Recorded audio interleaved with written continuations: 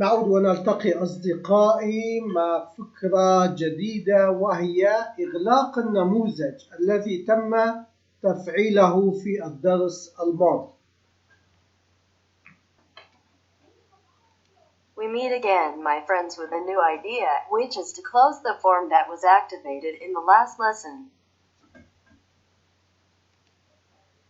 تأكيدا لدرس يوم أمس، أن هذا المجسم عندما يتم النقر عليه تتفعل البرمجات السابقة، وآخر سطر من البرمجات هي ظهور النموذج.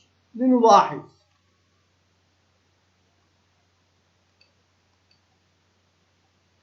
لقد تم ظهور النموذج.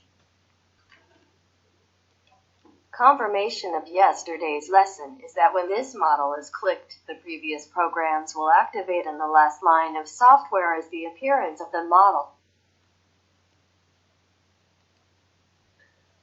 اليوم سوف نصنع زر موجود هذا النموذج مهمته إغلاق النموذج.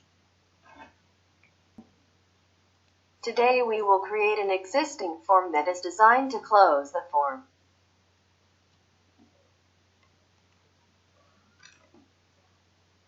نطلب إظهار واجهة الفيجوال بيسك. نلاحظ أن النموذج لديه تولز بار، هذه الأداة. في الحقيقة إنها غير مفعلة لدي، يوجد لديكم عدة أزرار، عدة أيقونات، فأنا سوف أستفيد من نموذج موجود في البرنامج السابق لأخذ زر من هذه الأزرار وأطلب نسخه ووضعه في هذا النموذج، وثم أطلب الحفظ.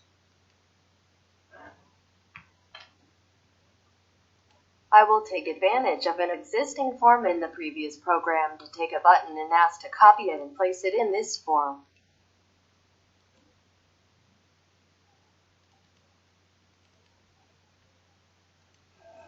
يجب أن نضع سطر موجود في هذه البرمجة. نلاحظ أننا عندما ننقر مزدوجة على الزر يدخلنا إلى مجال لنسجل السطر الذي سوف يغلق النموذج. نعود ونستفيد من البرمجات السابقة ونأخذ هذا السطر ونضعه مع تغيير اسم الفورم التابع.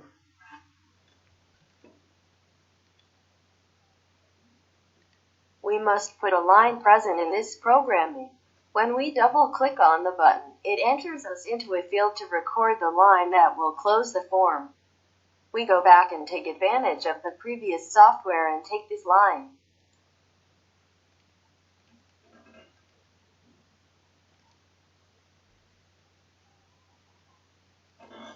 لنجرب مع بعض الناتج.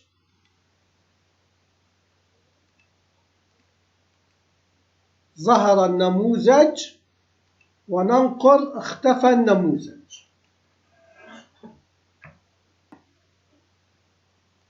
Let's try with some programs showing the model and notice the model disappearing. انتهينا اليوم من هذه الفكرة المهمة التي تؤسس لنا النافذات الخاصة بالاكسل. نلتقي غدا إن شاء الله مع معلومة جديدة. Today we have finished this task that affects us. Its window. The Excel window will meet tomorrow, God willing, with new information.